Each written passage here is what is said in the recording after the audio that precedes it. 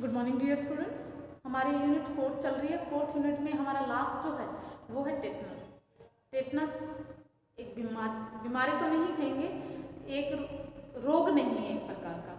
तो हमने जो किए हैं पिछली जो डिजीज़ की है उनमें हमने एड्स के बारे में बात की एड्स, फिर हमने काली खांसी, मलेरिया और टीबी के बारे में, इनके बारे में डिस्कस किया।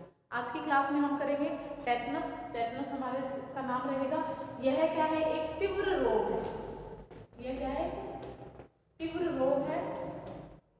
अब इसे तीव्र रोग तो कहा है, लेकिन क्या है? ये एक प्रकार का रोग नहीं है। ये क्या है? रोग नहीं है। ये रोग नहीं है।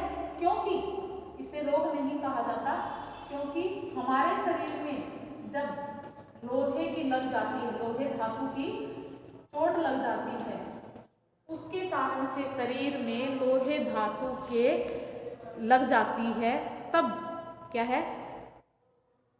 यह रोग हो जाता है, टेटनस हो जाता है। शरीर में क्या है?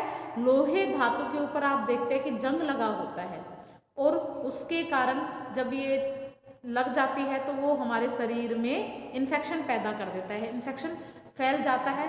इसके बचाव के लिए एक इंजेक्शन लगाया जाता है जिसे टेटनस कहा जाता है। जिसे क्या कहते हैं? टेटनस कहते हैं उस इंजेक्शन को। यह रोगी में इन्फेक्शन को दूर करता है, इस संक्रमण को दूर करता है। अब क्या करता है? और किसी अन्य बीमारी से भी ये बचाता है। टेटनस यह एक जन स्वास्थ्य की समस्या है। जन स्वास्थ्य की समस्या है। यह एक व्यक्ति से दूसरे व्यक्ति में नहीं फैलता है, यानी ये एक संचारी रोग नहीं होता है। यह ग्रीक भाषा का शब्द है। यह क्या है? ग्रीक भाषा का शब्द है।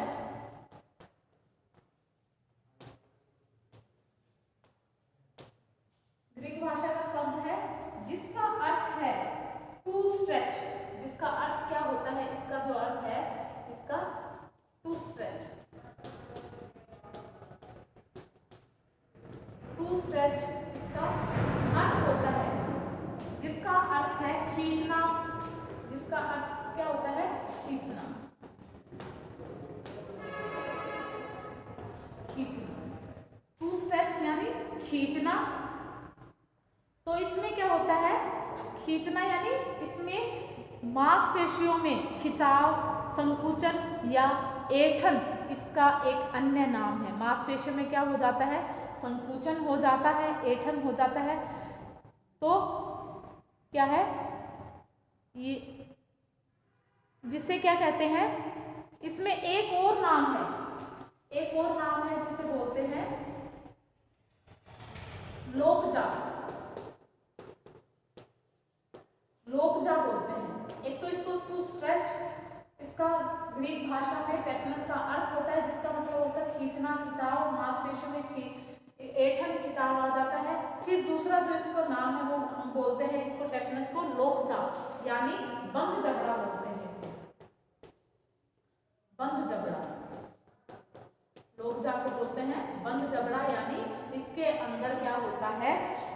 इसके अंदर जबड़ा बंद हो जाता है। इसका एक और नाम है ट्रिसम, ट्रिस्मस भी कहा जाता है। इसको क्या कहा जाता है? एक नाम और है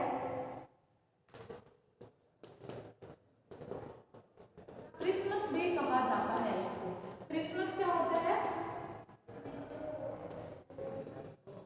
इसको क्रिसमस भी कहा जाता है। यानी इसके क्या नाम हो गए? या तो इसे टू स्ट्रेच, वैसे तो इसका वो हो गया, इसे लोकजा या क्रिसमस के नाम से जाना जाता है। तो कई बार पूछ लिया जाता है कि लोकजा किसको कहते हैं, क्रिसमस कौन सी बीमारी है? तो ये क्या है? इसके टेटनस के नाम होते हैं, जिसे इनको क्या कहा जाता है? टेटनस होता है।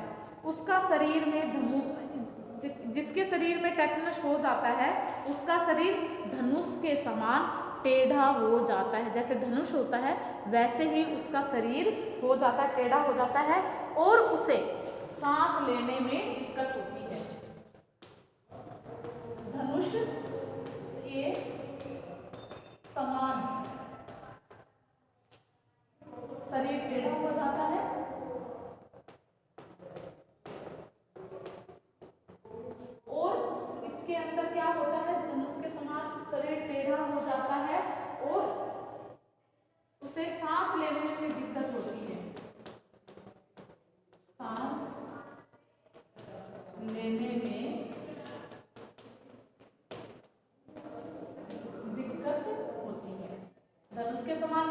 किया जाता है। कौन सी बीमारी में धनुष के समान शरीर टेढ़ा हो जाता है?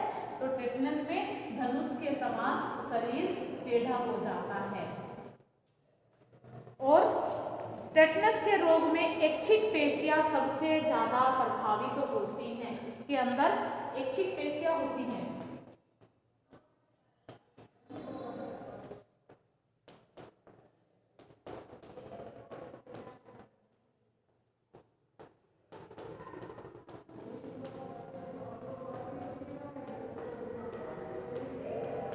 ऐच्छिक पेशियां होती हैं, वो सबसे ज्यादा इसके अंदर प्रभावित हो जाती हैं और पेशियों में संकुचन रहता है।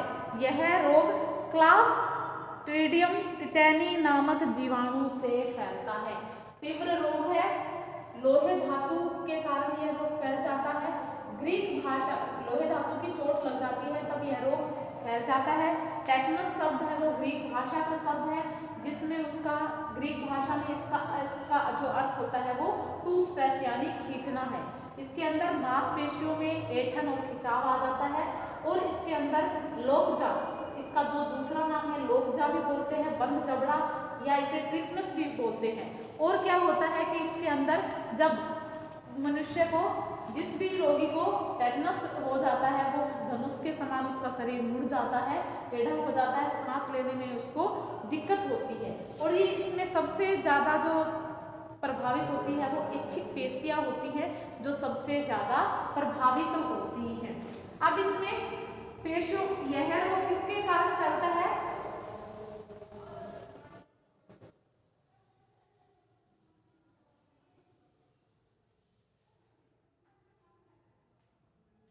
क्लॉस्ट्रिडियम टिटेनी नामक जीवाणु से फैलता है। ये जीवाणु होता है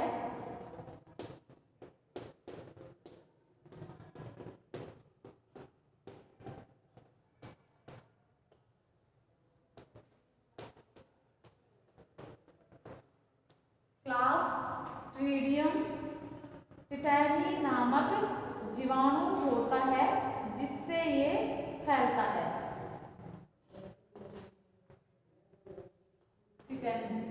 ये क्या है? एक प्रकार का जीवाणु है जो इसके कारण, इसका फैलने का कारण होता है। ये याद रखना, ये किसके कारण है? जब हमारी इसमें आपके जब इसमें एग्जाम में डिजीज आएंगी तो ये नहीं है कि आप इसका ये पार्ट छोड़ देंगे, याद नहीं हो रहा है, ऐसा नहीं है। जो, क्योंकि इसमें मेन चीजें यही होती हैं, जब हमें कोई भी डिजीज के बारे में बता रहे हैं तो उसके फैलने का कारण क्या है, किसके कारण वो रोग फैल रहा है, ये चीज़ें इम्पोर्टेंट होती हैं। कितने समय के लिए है ये फिर भी एक बार हम छोड़ सकते हैं, लेकिन ये क्या है, ये इम्पोर्टेंट होता है कि इसका नाम क्या है, इससे ये किसके कारण ये रोग फैलता है। तो ये चीज़ें क्या है, इम्पोर्टेंट होती हैं। यह जीवाणु मिट्टी में, ये जो जीवाणु होता है वो मिट्टी में होता है और धूप, मल, पशु के गोबर,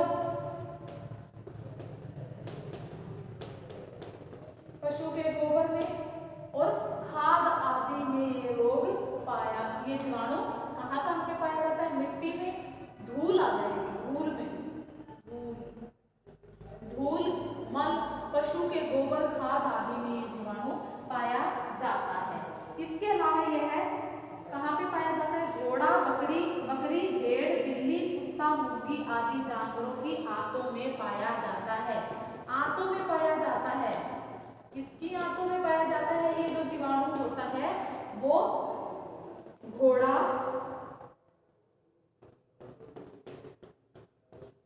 बकरी, बिल्ली, कुत्ता, मुर्गी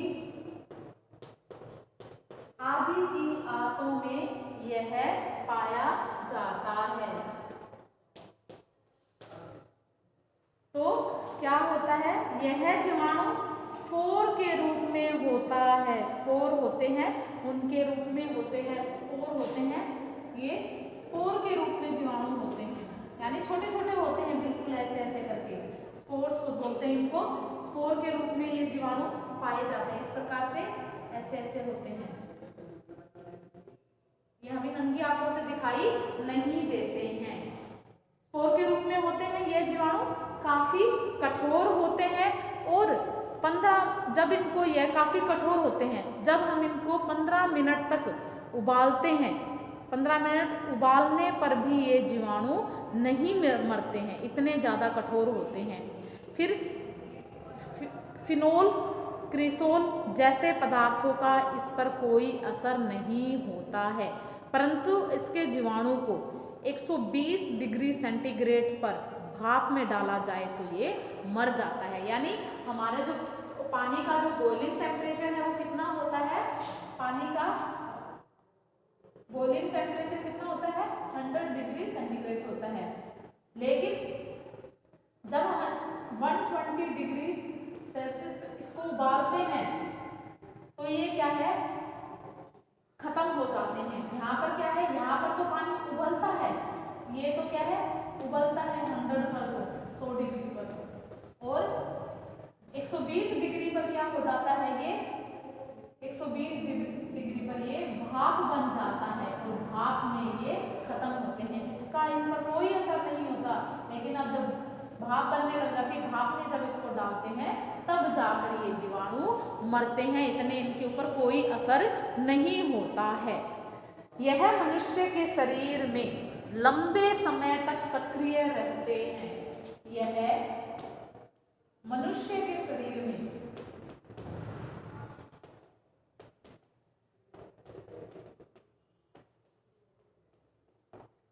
लंबे समय तक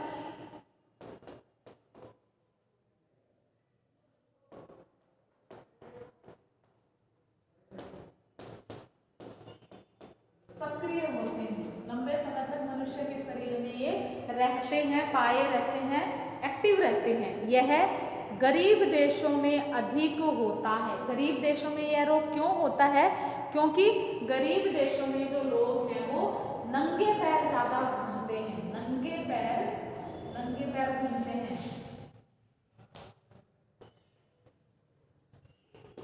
इसीलिए उनको ये रोग जल्दी होता है, क्योंकि नंगे पैर घूमने से उनमें यह रोग अधिक रहता है। जो महिलाएं बार बार गर्भपात करवाती है, अबॉर्शन करवाती है, उनमें भी यह रोग अधिक होता है। जो महिलाएं अधिक गर्भपात करवाती हैं, अबॉर्शन करवाती हैं, उनमें भी ये रोग अधिक पाया जाता है, अबॉर्शन में भी। तो ये क्या है, क्लास्ट्रीडियम टिटेनी नामक जीवाणु से ये रोग हो जाता है, इसके कारण ये रोग फैलता है। और ये किसमें पाया जाता है, मिट्टी, धूल, धूप, मल, पशु के गोबर, खाद इत्यादि में पाया जाता है। और यह भेड़, बकरी, घोड़ा, कुत्ता, बिल्ली, इनकी आंतों के अंदर भी पाया जाता है। और ये क्या है, स्पोर के रूप में होते हैं, बड़े ही हार्ड होते हैं, कठोर होते हैं। जब इनको 100 डिग्री सेंटीग्रेड पर उबाला जाता है तो ये क्या है, उबलते मरते नहीं हैं। लेकिन जब 120 पर इनको यानी भाप बन जाती है, जब इनको डालते हैं तब ये जाकर मरते हैं। और ये किनको होता है, मनुष्य के शरीर में लंबे समय तक एक्टिव रहते हैं। जो लोग नंगे पैर घूमते हैं, यानी गरीब जो देश हैं, गरीब जहाँ पर क्या है, लोग नंगे पैर रहते हैं और गंदा सा एनवायरनमेंट रहता है, जहाँ पर चिपचिपा मिट्टी और नमी वाला जहाँ पर एनवायरनमेंट रहता है, वहाँ पर ये रोग ज़्यादा होते हैं। क्योंकि आपको क्या बताया, ये किसमें पाया जाता है, मिट्टी, धूल, मल इत्यादि में। जो लोग नंगे पैर घूमते हैं वो पैरों के द्वारा क्या है, कई बार कट वगैरह लग जाते हैं, छोटे से हल्के से लगते हैं, उनके अंदर भी ये क्या है, प्रवेश कर जाता है शरीर के अंदर, और क्या हो जाता है, टेटनस रोग हो जाता है। और एक और किसको बताया, ये रोग किसको होता है, यह गर्भवती महिलाओं को ये रोग हो जाता है। जो बार बार अबॉर्शन करवाती है उनको ये रोग हो जाता है। यह पोषद किसको किन किन को हो जाता है ये वाला रोग पोषद के कारण कौन कौन से हैं, इसके होस्ट फैक्टर कौन से हैं, यानी किन के अंदर ये रोग जल्दी होता है। तो यह लगभग सभी उम्र के लोगों को यह रोग हो जाता है। छोटे बच्चों में अधिक होता है और गर्भपात करवाने वाली महिलाओं में यह रोग अधिक हो जाता है। और किसको होता है ये रोग? जिनको चोट लग जाती है, जिन बच्चों को चोट लग जाती है, कट वगैरह लग जाते हैं, तब ये क्या है, रोग हो जाता है। इसका उद्भवन काल क्या होता है? 6 से 7 दिन ये रहता है। कभी कभी यह 3 दिन से लेकर कई महीनों तक यह रोग रहता है।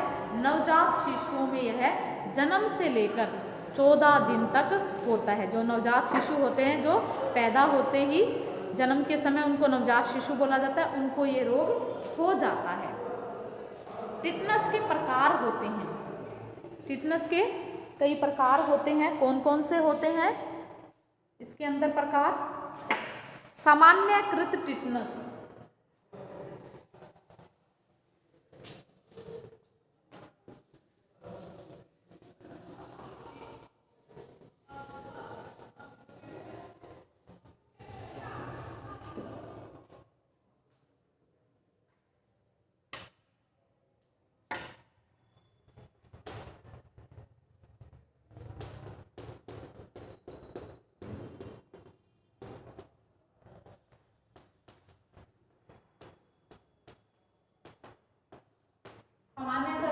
टेटनस होता है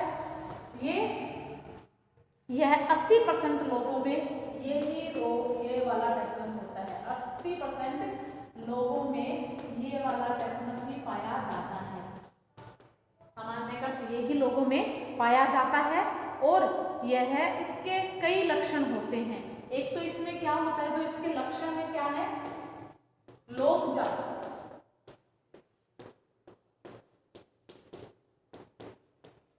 लोकजा है वो इसी का लक्षण होता है। यह लोकजा हो जाता है इसमें। और चेहरे की मांसपेशियों में ऐंठन आ जाती है। पानी पीने में, भोजन निकलने में भी उसको दिक्कत होती है, कठिनाई होती है। और कलाइयों में तीव्र संकुचन होने लग जाता है। इनके अंदर भी जो कलाइयाँ होती है, इनमें भी क्या है, ऐंठन और संकुचन होने, खिंचाव होने लग जाता है। और हृदय धड़कन, हार्ट बीट है वो बढ़ जाती है। बुखार आ जाता है इसके अंदर, बीपी बढ़ जाता है और शरीर में अधिक पसीना निकलने लग जाता है। क्या क्या बताया इसके अंदर?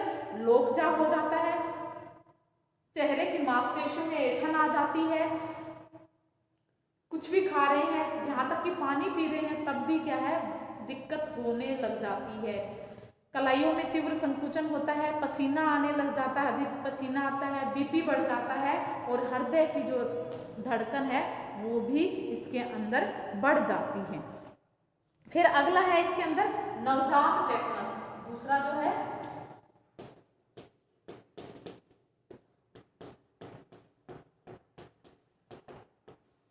नवजात टेटनस है। ये इसके अंदर क्या है, यह नाम से पता चल रहा है, यह शिशुओं में देखने को मिलता है। ये जो टेटनस है वो शिशुओं में अधिक देखने को मिलता है। जो बिल्कुल छोटे बच्चे होते हैं उनमें मिलता है। जब गर्भवती स्त्री अपने गर्भकाल के समय, आपको पता होना चाहिए कि भी जो गर्भवती स्त्री है वो क्या है, गर्भकाल के समय टेटनस के इंजेक्शन लगवाती है। अगर उसको यह इंजेक्शन नहीं लगे तब वो रोग बच्चे में हो जाता है। टेटनस टॉक्साइड, ये क्या है, टीटी का इंजेक्शन नहीं लगवाती है। TT means tetanus toxoid, TT का बोलते हैं इसको, टीटी का injection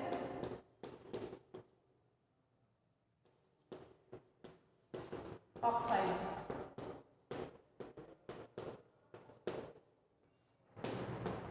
TT means tetanus toxoid का इंजेक्शन लगता है। जब वह नहीं लगवाती तब यह रोग बच्चों को हो जाता है, क्योंकि ये रोग बच्चे को बीमारियों से लड़ने में क्षमता प्रदान करती है।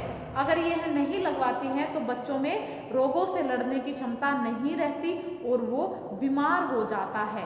इसीलिए इसे टेटनस का इंजेक्शन दिया जाना चाहिए। आप देखते हैं कि प्रेग्नेंट वुमेन को 3 इंजेक्शन लगते हैं।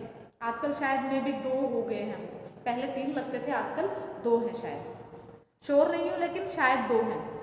कई बार डॉक्टर नाभि को जंग लगे चाकू से या ब्लेड से काट दे तब भी टेटनस होने का खतरा रहता है। जब ओरनाल होती है बच्चे की, जो आपने कभी देखी हो, तो जो प्लेसेंटा है वो ओरनाल जिसको बोलते हैं, गर्भनाल है, वो बच्चे के साथ जुड़ी होती है, तो पैदा होते ही उसको काटा जाता है।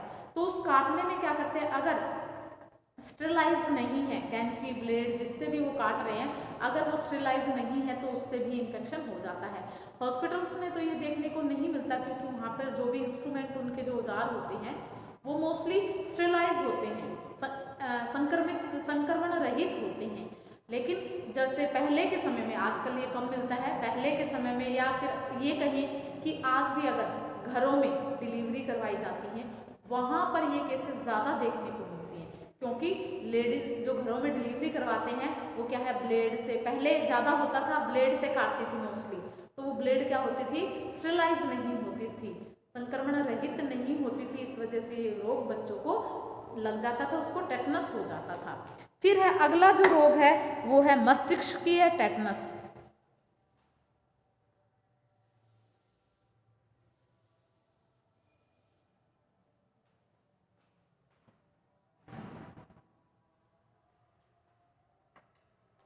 तीसरा जो प्रकार का है वो है मस्तिष्कीय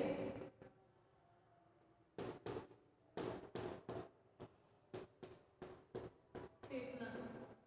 और एक और जो इसके अंदर होता है वो है स्थानिक टेटनस।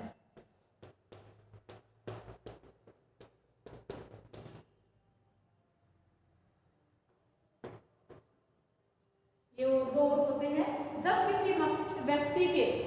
किसी व्यक्ति के द्वारा सेफ्टी पिन का यूज किसमें, कान को खुजलने के लिए किया जाता है, कान को साफ करने के लिए सेफ्टी पिन का प्रयोग किया जाता है, तब यह जीवाणु मध्य कान से होते हुए मस्तिष्क तक पहुंच जाता है, या फिर सिर पर लोहे की चोट लगने के कारण यह रोग हो जाता है। मस्तिष्कीय टेटनस कब होता है, जब कोई भी व्यक्ति जंग लगी हुई सेफ्टी पिन का प्रयोग करता है, आमतौर पर किया जाता है, अगर उसका प्रयोग करते हैं तो वो क्या है, उसमें ये जो जीवाणु होता है वहाँ सर में पहुँच जाता है, दिमाग में पहुँच जाता है, मस्तिष्क में, और या चोट वगैरह लग जाती है लोहे की, तब ये रोग हो जाता है।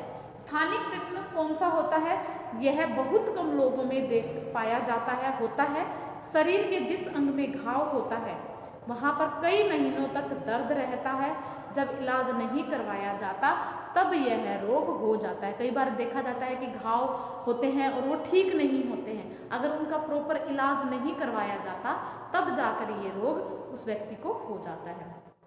तो रोग का प्रसार क्या है, चोट लगने और इसमें जल जाने और काटने पर यह रोग फैल जाता है। जंग लगे चाकू या ब्लेड से बच्चे की नाभि काटने से यह रोग हो जाता है, और लोहे से चोट लगने पर यह रोग हो जाता है, और आपको क्या बताया, नंगे पैर घूमने से भी ये रोग हो जाता है, क्योंकि मिट्टी खाद में इनमें जीवाणु पाए जाते हैं जो पैरों में चले जाते हैं, और टीकाकरण नहीं करवाने पर यह रोग हो जाता है। इसलिए क्या करते हैं, इसके लक्षण क्या है, जब यह रोग होता है तब लोकजा हो जाता है, रोगी का मुंह नहीं खुलता है, छाती और पेट में दर्द हो जाता है, और शरीर में ऐंठन रहती है, धनुष की आकृति के अनुसार उसका शरीर हो जाता है, और दर्द बहुत अधिक होता है जिसे टेटेनी नाम से जाना जाता है।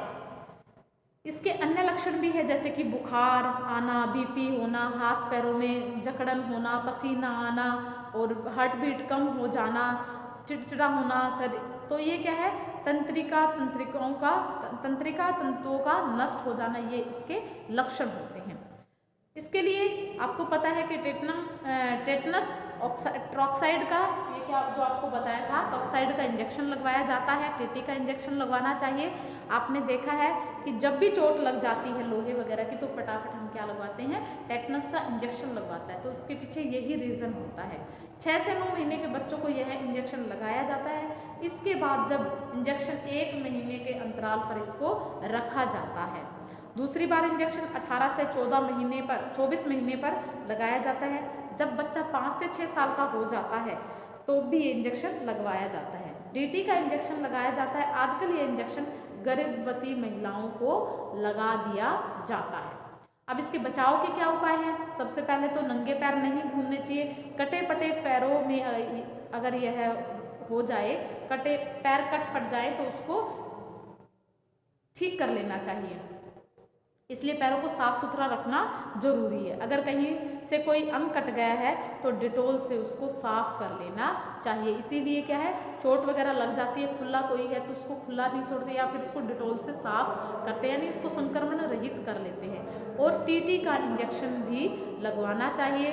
फौज में कर्मचारी जो काम करने वाले कर्मचारी हैं उनको लोहे की फैक्ट्री, फौज में काम करने वाले, फैक्ट्रीज में काम करने वाले या जहाँ जो भी इंडस्ट्रीज में जितने भी लोग काम करते हैं उनको चोट, लोहे के औजारों की चोट लगती रहती है, तो उनसे बचाव के लिए उनको टाइम टू टाइम TT के इंजेक्शन लगवाने चाहिए। और 7 वर्ष के बच्चों को DPT का इंजेक्शन लगाया जाता है, वो लगवाना चाहिए।